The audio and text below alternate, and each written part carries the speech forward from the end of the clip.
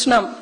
ఒక బ్రాహ్మణ మహిళ చంద్రబాబు నాయుడు గారికి ఇట్లా ఒక లెటర్ రాస్తూ, అయ్యా బిఆర్ నాయుడు అనే వాళ్ళు ఒక వ్యక్తి నన్ను మోసగించినారు, నా మనోభావన అదేవిధంగా నాకు చాలా బాధ కలిగించిన వ్యక్తి, అదేవిధంగా ఒక మహిళల్ని ఎట్లా అసభ్యకరంగా వాడుకున్నారో అనేది ఆమె తన ఒక లెటర్లో ఇంత పెద్ద లెటర్ రాసి చంద్రబాబు నాయుడు గారికి తన ఆవేదన వ్యక్తపరిస్తే, ఎలక్షన్ కు ముందు ఎలక్షన్ తర్వాత కూడా చంద్రబాబు నాయుడు గారు ఈ లెటర్ అనేది కూడా ఆ మహిళ ఏదైతే రాసినందో ఆ లెటర్ అనేది కూడా పక్కన పెట్టేసి దాన్ని కన్సిడర్ చేయకుండా బిఆర్ నాయుడు గారికి టీటీడీ చైర్మన్ ఇవ్వడం జరిగింది.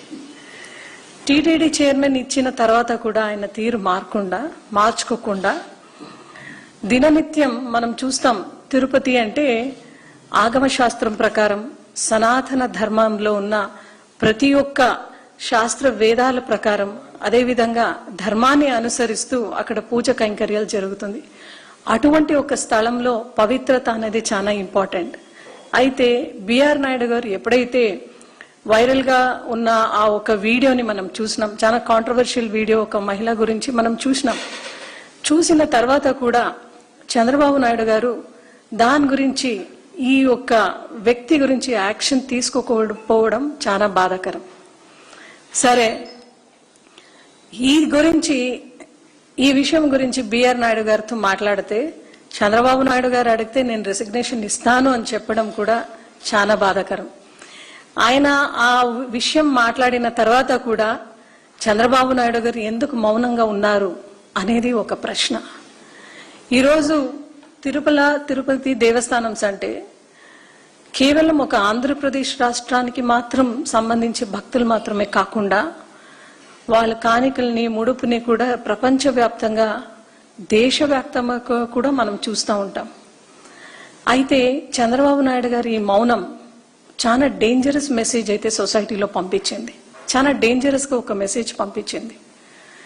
ఎందుకంటే కొన్ని రోజులు బిఆర్ నాయుడు గారు రాకోకుండా టీటీడీ నుంచి కొన్ని రోజులు దూరం ఉన్నా కూడా హఠాత్తుగా ఒక 2 days బిఫోర్ ఆయన చంద్రబాబు నాయుడు గారు పర్సనల్ విజిట్ అయితే ఏమి, అఫీషియల్ విజిట్ అయితే ఏమి, ఏదున్నా కూడా బిఆర్ నాయుడు గారు ఇట్లా వచ్చి ఆయన మనవడు బర్త్డే రోజు ఇట్లా తిరుమల ప్రత్యక్షం అయ్యి వాళ్ళ ఫ్యామిలీ మెంబర్స్ తో ఇట్లా రావడం ఎంత మాత్రం సమంజసమని యావత్ మహిళా లోక ప్రజలు భక్తులందరూ కూడా నిజంగా they are in very much in deep shock and grief also. మీరు ఎటువంటి సమాధానం చెప్తారు? అదేవిధంగా ఇంకొక ఫోటోలో కూడా బిఆర్ నాయుడు గారిని మనం చూడొచ్చు ఇక్కడ. అదేవిధంగా స్వయాన ప్రసాదం కూడా ఆయన వడ్డిస్తున్న ఫొటోస్ కూడా మనం ఇక్కడ చూడొచ్చు. ఈరోజు మీకు ఒక మహిళా లోకం అంతా కూడా ఒకే ప్రశ్న అడుగుతున్నారు. ఇంత ధైర్యంగా ఆయన రాగలుగుతున్నారు, మీతో ఇంత ధైర్యంగా పార్టిసిపేట్ చేసుకుంటున్నారంటే ఎవరు ధైర్యంతో వస్తున్నారు? ఎవరు కూడా నన్ను అడిగేవాళ్ళు లేరు, దీనిపైన చర్యలు తీసుకునే వాళ్ళు లేరు అనే ధైర్యంతోనే వస్తున్నారు కదా. గతంలో కూడా భగవద్గీత గురించి ఒక కాంట్రవర్షియల్ స్టేట్మెంట్ అట్లా వస్తే భగవద్గీతని కూడా కించపరిచే విధంగా కూడా బిఆర్ నాయుడు గారు మాట్లాడినారు. తిరుమల తిరుపతి దేవస్థానంలో తొక్కేసలాట్లు జరిగితే అక్కడ చనిపోయిన వాళ్ళ గురించి, మరణాల గురించి అడిగితే కూడా ఇన్సెన్సిటివ్ గా ఆన్సర్ చేయడం కూడా మనం చూసినాం. ఈరోజు నేను ఒకటే మాట అడుగుతున్నాను. ధర్మం గురించి మాట్లాడే వ్యక్తులు, ధర్మ రక్షణకు నిలిచిన వ్యక్తులు ఈ రోజు ఏం చేస్తున్నారు? పవన్ కళ్యాణ్ అయితే ఎలక్షన్ కు ముందరైతే సనాతన ధర్మాన్ని బేస్ చేసుకుని ఆయన ఓట్లు అడిగినారు.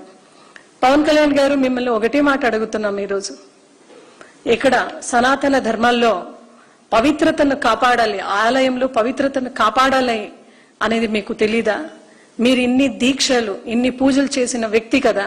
మళ్ళీ ఈ రోజు తిరుమల తిరుపతి ఆలయంలో టీటీడీ చైర్మన్ వల్ల జరుగుతున్న అపపవిత్రం గురించి మీకు తెలిసినా కూడా ఇటువంటి వ్యక్తికి మీరు సపోర్ట్ చేయకుండా మీరు బయటికి వచ్చి ఫస్ట్ సనాతన ధర్మాన్ని, హైందవ ధర్మాన్ని కాపాడాల్సిన వ్యక్తిగా మీరు ఉండగా ఈరోజు ఈ మౌనం, పవన్ కళ్యాణ్ గారు మౌనం తిరుపతి దేవస్థానం గురించి, అదేవిధంగా బిఆర్ నాయుడు గురించి ఆయన మాట్లాడుకోకుండా మౌనం వహిస్తున్నారంటే దేనికి సంకేతం అని అడుగుతున్నాం. గతంలో మీరు లడ్డూ విషయంలో ఏదో జంతువులకు కలిసింది అని, అదేవిధంగా గొడ్డు కోకొలిసింది అని మీరు చాలా బాధపడుతూ పోయి మెట్లంతా కడగనారు మీరు. మళ్ళీ ఈ రోజు ఇంత అపపవిత్ర జరుగుతుంటే ఎక్కడున్నారండి పవన్ కళ్యాణ్ గారు? మీరు ఈ అపపవిత్రాన్ని, ఈ ఏదైతే ఈ కలంకం ఉందో అవన్నీ కూడా కడిగేదానికి మీరు ఎక్కడున్నారండి? ఈరోజు మీరు ఎక్కడున్నారని మేము అడుగుతున్నాం. హైందవ ధర్మాన్ని కాపాడే ఒక వ్యక్తిగా మీరు ఈ రోజు ఎందుకు మౌనం పాటిస్తున్నారని మొత్తం ప్రజలందరూ కూడా, భక్తులందరూ కూడా మిమ్మల్ని అడుగుతున్నారు. దీనికి సమాధానం ఏంటి అని అడుగుతున్నాను. అదేవిధంగా ఇది ఒక అడ్మినిస్ట్రేషన్ ఫెయిల్యూర్ కాకుండా ఇది నిజంగా ఒక మారల్ ఫెయిల్యూర్ అని చెప్పొచ్చు. ఎందుకంటే ఎప్పుడు కూడా రిలీజియస్ యాక్టివిటీస్ అనేది, రిలీజియస్ కి సంబంధించిన ఏ ఒక్క విషయం అయితే కూడా చాలా సెన్సిటివ్ గా ఉంటుంది. అది ఒక మారల్ తో కూడిన ఒక సబ్జెక్ట్ కాబట్టి దయచేసి ఇప్పటికైనా చంద్రబాబు నాయుడు గారు దయచేసి మీరు దీనిపైన స్పందించాలి, యాక్షన్ తీసుకోనాలి.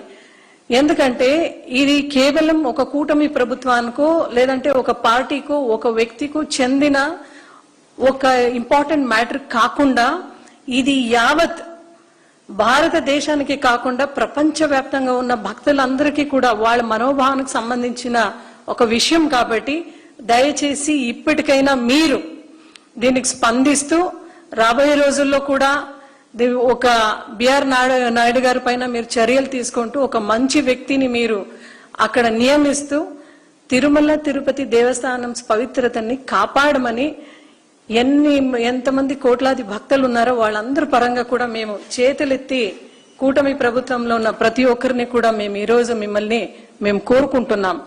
అదేవిధంగా తిరుమల తిరుపతిలో కూడా మనం చూస్తున్నాం చాలా అజిటేషన్స్ జరుగుతా ఉంది, ప్రొటెస్ట్ కూడా జరుగుతా ఉంది. రాష్ట్ర వ్యాప్తంగా కూడా ప్రతి ఒక్కరు కూడా దీన్ని ఖండించి మాట్లాడుతున్నారు. మేము ప్రతి ఒక్క వాట్సాప్ లను చూస్తున్నాం, సోషల్ మీడియా చూస్తున్నాం, పేపర్స్ చూస్తున్నాం. అదేవిధంగా కంట్రీ వైడ్ లో ఉన్న ఈ ఒక దేశంలో ఉన్న చాలా ఛానల్స్ లో కూడా దీని గురించి వ్యక్తపరుస్తూ చాలా మంది మాట్లాడినారు. అయినా కూడా ఇమ్మీడియట్ గా మీరు ఆయన్ని రిమూవ్ చేయకుండా మళ్ళా ఆయన్ని సపోర్ట్ చేసే ఒక కార్యక్రమం మీరు చేస్తే నిజంగా ఆలయాల పైన ఉన్న భక్తులకి ఆ నమ్మకం కోల్పోతాం. ఆ ఆలయాల పైన ఉన్న పవిత్రత గురించి ప్రతి ఒక్కరు కూడా చేయి చూపి మాట్లాడే ఒక పరిస్థితికి వెళ్తాం. తిరుపతి తిరుమల ఆలయం పైన ఉన్న ఆ ఒక నమ్మకం పైన కూడా మనం ఈ రోజు క్వశ్చన్ మార్క్ గా నిలబడదాం. కాబట్టి దయచేసి ఇప్పటికైనా కూటమి ప్రభుత్వంలో ఉండే ప్రతి ఒక్కరు కూడా తిరుపతి తిరుమల ఆలయం పవిత్రతని కాపాడుకోండి. గతంలో కూడా మీరు రాజకీయం చేయాలని చెప్పేసి లడ్డు గురించి మాట్లాడినారు, జంతుకో అన్నారు, అదేవిధంగా గొడ్డుకో అన్నారు.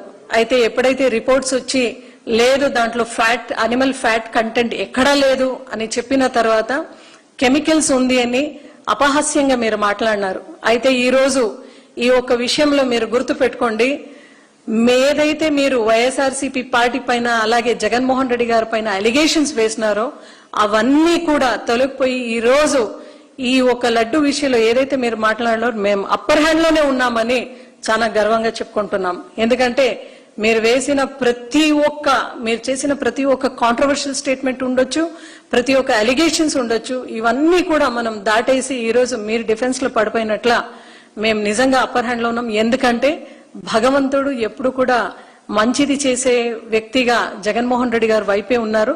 నిజంగా ఎవరైనా హైందవ ధర్మాన్ని కాపాడి ఎంకరేజ్ చేసి ముందుకు తీసుకొని వెళ్లారంటే అది జగన్మోహన్ రెడ్డి గారే.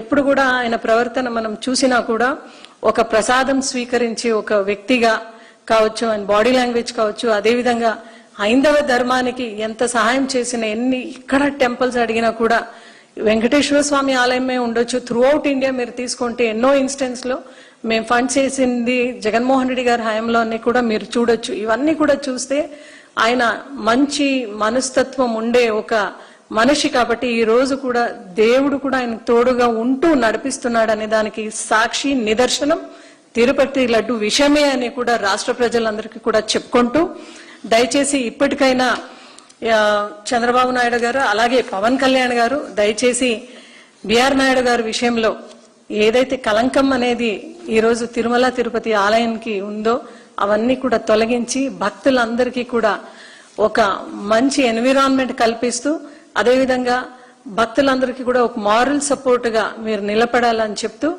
దయచేసి రాష్ట్ర వ్యాప్తంగా మహిళలు అయితే ఎవరైతే ఉన్నారో చాలా మంది ఎక్స్ప్రెస్ చేస్తున్నారు.